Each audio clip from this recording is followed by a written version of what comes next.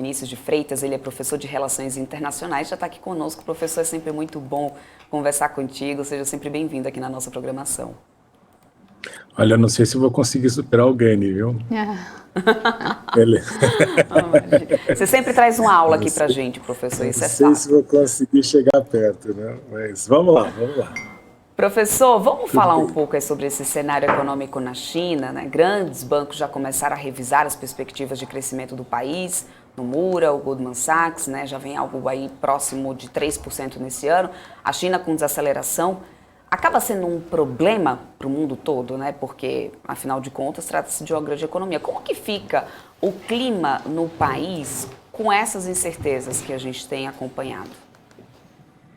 Veja, Débora, é fato de que a China é o grande fornecedor global de todos os produtos que a gente pode pensar a respeito. E, obviamente, com o mundo em recessão, num cenário inflacionário global, tudo isso, e com os problemas nas cadeias de suprimento, isso não é fato novo, é uma realidade que vem se arrastando aí desde o início da pandemia. A China tem sido afetada porque é um país exportador, não é? Não podemos esquecer que a base do modelo chinês, a base do crescimento do modelo chinês, e não somente deles, mas também de vários países asiáticos, foi justamente o modelo baseado na exportação. Se o mundo não está consumindo, necessariamente a exportação baixa, não é? E com a exportação baixa, juntando-se à questão dos lockdowns que você tem tido na China, a produtividade tem caído e o resultado é de que a economia sofre aí o impacto disso. Mas uma realidade que às vezes a gente desconsidera, e isso é sempre muito importante dizer, é que os chineses ainda não têm se beneficiado ou não têm utilizado totalmente o seu mercado doméstico. E é, inclusive, um dos objetivos do governo atual aumentar a base de consumo interno nesse processo todo, porque isto gera necessariamente o colchão para os momentos de crise global.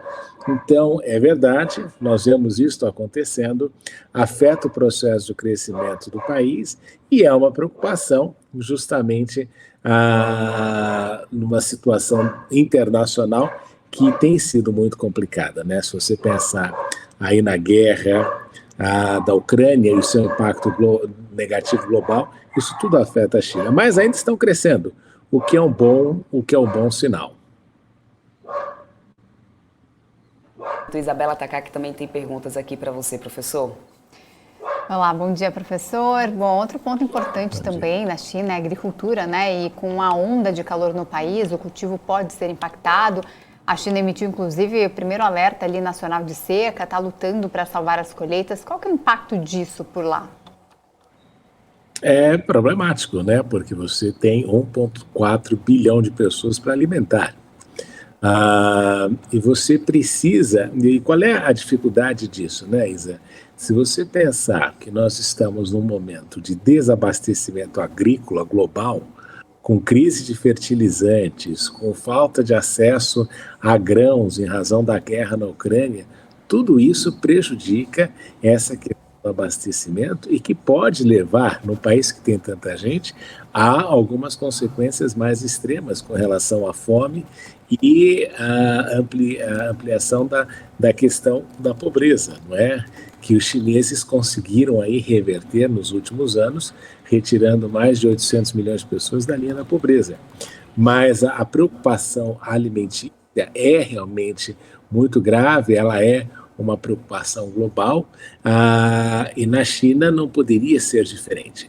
Esse é o momento em que países que têm a produtividade agrícola elevada podem aí entrar como fornecedores neste período particularmente de crise que o país vai sofrer em razão dessa situação climática.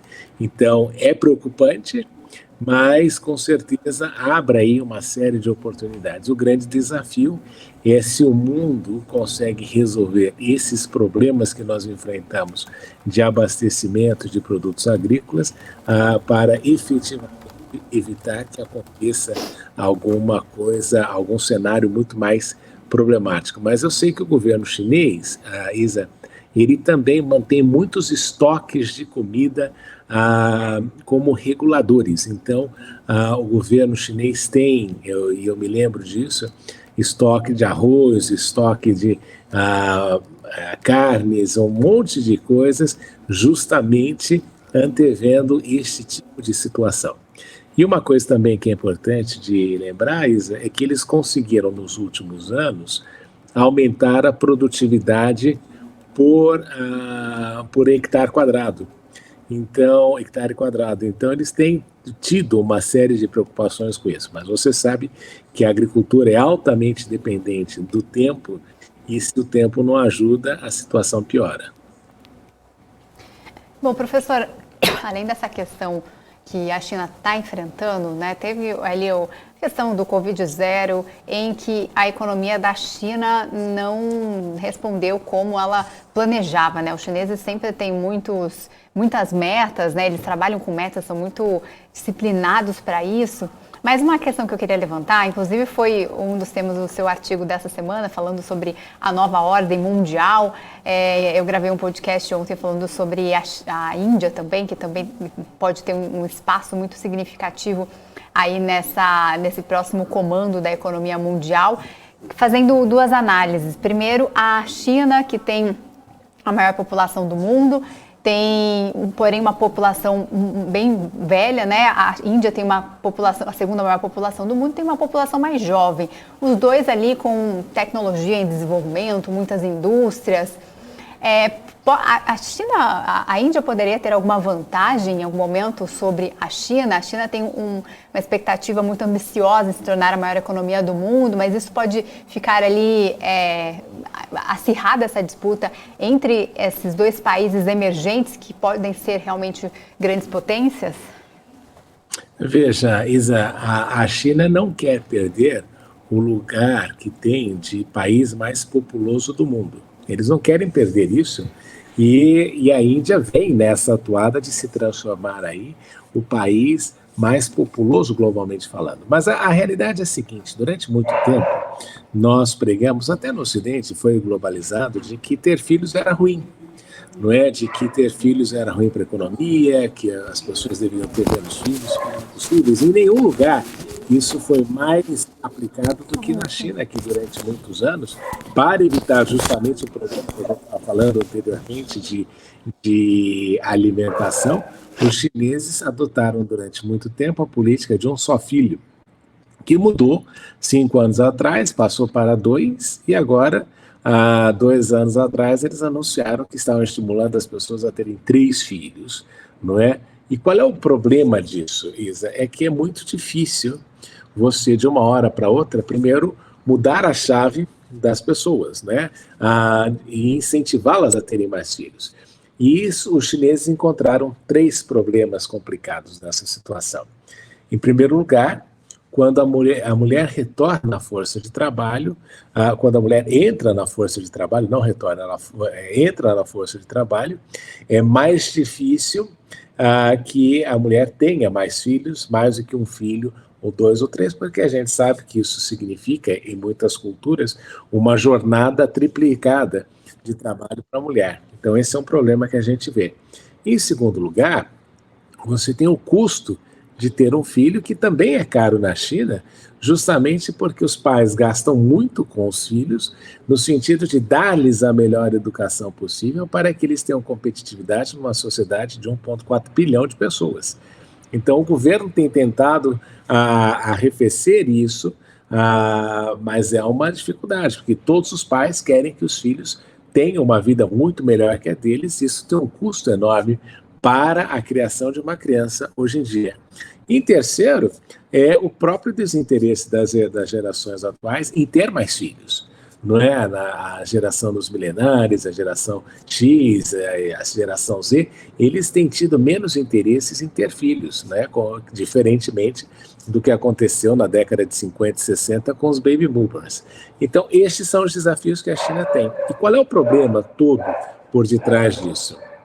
É que os chineses correm, à semelhança do que aquilo que acontece com o Brasil, o risco de se tornarem velhos antes de se tornarem ricos. E isso é um problema, porque você precisa de uma quantidade de jovens trabalhando para que o sistema de previdência social, o sistema de seguridade social funcione. E se você tiver muito mais idosos do que jovens trabalhando, isso começa a gerar um problema de pobreza no longo prazo para o país e leva aí ao empobrecimento coletivo.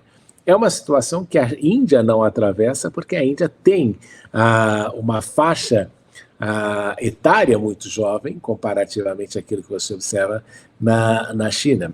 O grande problema da Índia e o grande desafio que os indianos enfrentam é justamente conseguir vencer toda a questão religiosa e a questão de alguns atrasos do ponto de vista econômico, para que este bônus demográfico que a Índia tem, não seja perdido, à semelhança do que está acontecendo com o Brasil nesse processo todo. Então, o grande desafio da Índia, quando olha para a sua população, é como aproveitar o máximo possível esse bônus demográfico, enquanto que a China, neste momento, gostaria de poder contar com este bônus demográfico e está tentando lançar as políticas para que nos próximos anos este quadro seja revertido. Mas são desafios muito grandes para você tentar convencer a população a ter mais filhos na época em que nós vivemos. Eles até estão tentando reverter a política de aborto, né? Eles incentivavam o aborto, agora estão desincentivando justamente para tentar aumentar essa população, vendo que a Índia está saindo na frente. E uma combinação, você acredita que uma combinação de uma população maior, uma população mais jovem, junto com um bom planejamento econômico, assim como a Índia tem feito aí no desenvolvimento econômico, indústrias, tecnologia, pode ser um caminho aí para o sucesso e a China percebeu isso? Sim. A Índia tem aí uma vantagem positiva nesse processo todo, viu, Isa? O grande desafio da Índia é que ela não tem o nível de organização que você encontra na China. E o que você falou é verdade, a questão do aborto na Ásia é um problema. E eu me lembro, muitos anos atrás, de uma matéria muito interessante na revista Economist, falando a respeito disso, dizendo que você observa na Ásia, né, um problema na relação homem e mulher. Né? Nos países asiáticos, Índia, China, você tende a ter mais homens do que mulheres por causa da questão cultural do dote, uma série de coisas relativas a essa situação.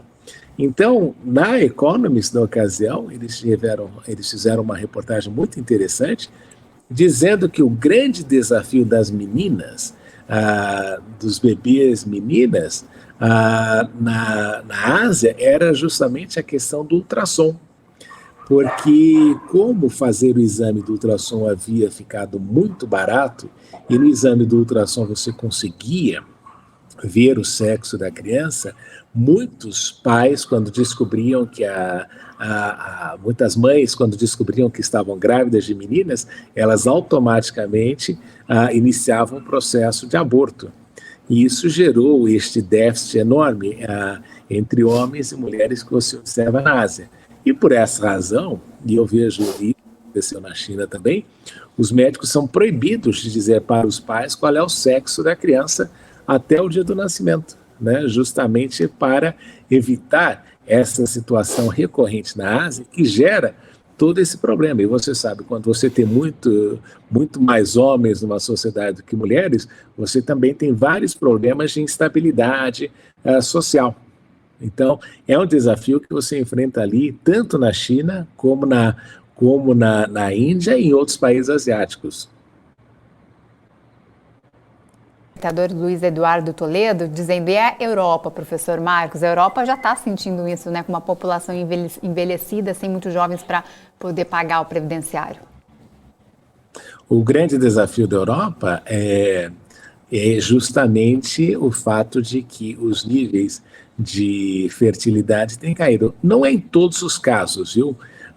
Alguns anos atrás também ficou muito claro de que os franceses conseguiram reverter um pouco desse cenário, e não e aí veio muita gente dizendo não, é por causa da população islâmica que você vê na França, mas não foi isso não. O governo francês foi muito hábil em implementar algumas políticas de incentivo às pessoas a terem mais filhos, e é normal na França que você encontre casais que tenham 2, 3 filhos, é muito mais normal isso acontecer do que em países como Portugal, que tem aí um problema grave na questão de fertilidade, e também na Itália, que você vê o mesmo problema. Um país que tem esse problema acentuado muito é o próprio Japão, né, cujas previsões afirmam que em 2050 o Japão tem 2/3 da população atual. E os japoneses, diferentemente dos europeus, né, os europeus, quando observaram essa questão da baixa taxa de fertilidade e dessa situação de instabilidade econômica gerada a partir do fato de que você não tem jovens trabalhando para garantir aí a seguridade social, os europeus optaram claramente pelo modelo da migração, não é? Aceitar aí processos e levas migratórias de pessoas que venham trabalhar no país e que tenham aí, suplementem essa questão justamente da falta de novos nascimentos, da falta de população. E por essa razão eles expandiram muito essa questão de você dar nacionalidade, estender a nacionalidade, particularmente para aqueles que são descendentes de pessoas oriundas do continente europeu. No caso japonês, a política tem sido um pouco diferente nesse sentido, porque os japoneses optaram claramente por um investimento cada vez maior na automação, justamente como uma possibilidade aí de tentar resolver muitos dos problemas inerentes a essa situação da ausência de um bônus demográfico. Professor, só para encerrar, hoje a gente falou aqui que haverá um encontro ali confirmado entre Xi Jinping e Putin com os representantes também, os líderes do G20 lá em Bali, na Indonésia, no final do ano. Um convite muito controverso ali, principalmente para o presidente da Rússia, Vladimir Putin, já que também o presidente da Ucrânia, que não faz parte do G20, porém foi convidado também, deve comparecer pelo menos via remoto. É a primeira viagem internacional do líder chinês desde o início da pandemia. O que representa essa ida de Putin e Xi Jinping, a confirmação deles na cúpula do G20, ao lado de Biden, de outros líderes ocidentais que estão em guerra com eles? Olha, Isa, quando a gente olha para o G7, e repara, na última reunião do G7, vocês tinham o Boris Johnson, que não está mais, acho que o Mário Draghi também, que já não está mais, e você tem ali uma troca muito grande em relação àquilo que o G7 representava no mundo e o que ele representa efetivamente hoje. O G20, não. O G20 é muito mais amplo, porque são as 20 maiores economias do mundo, e num pé de igualdade diferente. Então é importante que o G20 tenha aí um papel mais fundamental nessa construção de uma ordem global que seja mais ampla e que não esteja restrita às ordens que aqueles 7 anteriormente sozinhos estabeleciam.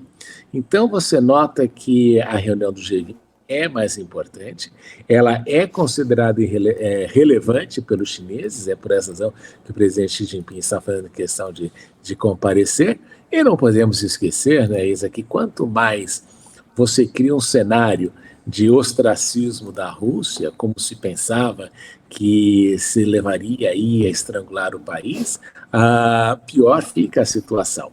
Então, é necessário que haja, no caso da Rússia, nesse cenário que parece irreversível de continuidade da guerra, que você consiga aí, pelo menos, criar alguns termos de engajamento ou alguns termos em que o presidente Putin possa se comportar dentro de uma determinada perspectiva.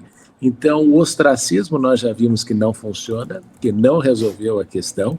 A tentativa de estrangular a Rússia também não deu certo. Então, quando esse tipo de possibilidade inexiste, a melhor forma é você tentar trazer todo mundo à mesa de negociação novamente e reiniciar o diálogo, porque é a única forma que a gente começa a ver aí de se chegar eventualmente a um cessar-fogo para resolver essa crise que se arrasta já há algum tempo e que é extremamente perigosa para o mundo, né? Você pensar que hoje em dia nós poderíamos ter ali no continente europeu um grande acidente nuclear envolvendo uma usina nuclear justamente por um erro, não é, militar, é extremamente preocupante. Então nós vemos que a melhor solução é encontrar aí a forma mágica para tentar engajar o presidente Putin e, sem dúvida, a China é um parceiro importante nessa equação. Tá certo, eu quero agradecer a participação mais uma vez do professor Marcos Vinícius de Freitas, professor de Relações Internacionais, professor visitante, inclusive, da Universidade da China, né, professor de Relações Internacionais de lá. A qualquer momento vai voltar, né, por conta da pandemia. Ele está aqui no Brasil, por isso às vezes ele vem presencialmente aqui com a gente, mas logo, logo voltará para a China, falando direto de lá. Ele que é um grande especialista aí, não só da China, mas de todos os países aí, de todos os conflitos, tudo que envolve política externa. Obrigada, professor, pela participação. Obrigado, Isa, e eu que lhe agradeço pela oportunidade, prazer conversar com você. Obrigada, professor, que está todas as sextas